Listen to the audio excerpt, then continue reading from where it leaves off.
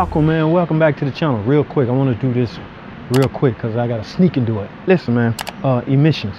I had a question from a subscriber. She went in to get her emissions done and she failed. Now, there's a reason why any car would fail emissions. The number one reason why your car will fail is because, listen to this, get this, the check engine light is on. That's right, people. No matter what anybody tell you, do not go inside of an emission station with your check engine light on trying to get an emission. That is redundant. That is not smart. First of all, I think the emission person shouldn't even do the testing, but they proceed along with it anyway because they know that's a quick $25. They know you're gonna fail. The minute he turn that key on and start that car up and see that check engine light on, he should stop right there. Ma'am, you're not gonna pass. Okay. Bring your car back when you're ready to pass.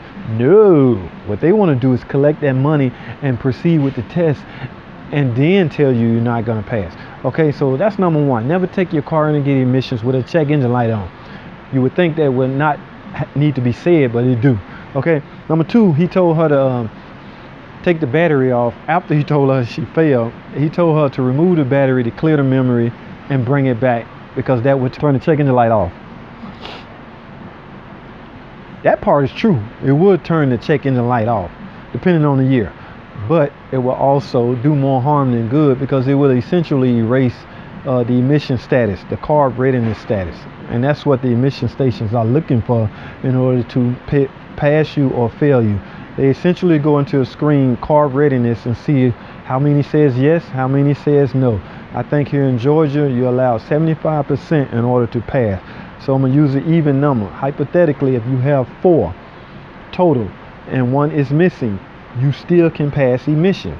Just say you have the EVAP system hasn't ran or passed yet. Everything says yes, but the EVAP says no. Yes, you still can go in and pass and get a sticker.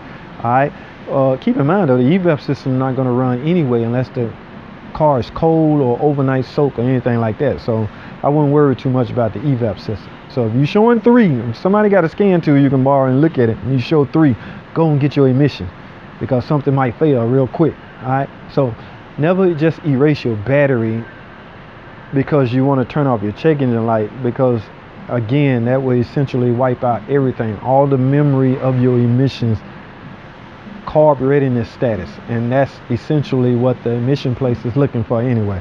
All right. So the way I'm gonna wrap this up is first of all, you shouldn't have took it in to get an emission. That's neither here nor there. We already covered that. Now that you've done that, simply go find out why your check engine light was on in the first place. It could be something simple. You never know. I always think a check engine light is a bad thing, man. It could be something totally simple. You won't know until you find out. Also, it could be something totally hard or something expensive. Okay, so go get it tested and just drive it around until, like, the only monitor that's not dependent on the drive cycle is the EVAP system. It's only dependent on cold temperature. It has to be cold or overnight soak. Then it will run and possibly pass if there's no EVAP leak.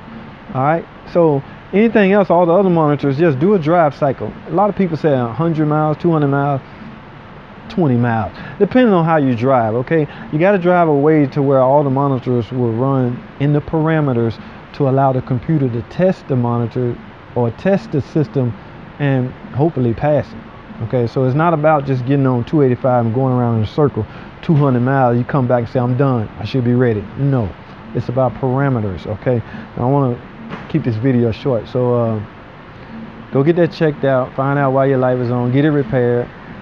Do a simple drive cycle. Normal driving will usually do it. I can get it done in 5 miles because I know what parameters I'm looking for. And then go get it tested. Whoa, y'all hear that? Y'all hear that scat pack? So let me wrap this up. I'm about to go check out this Hemi over here. All right, so that's it, man. Thanks for watching. Comment, subscribe, and I'll see y'all on the next video. About to go check out the scat pack, y'all. I'll get back to y'all.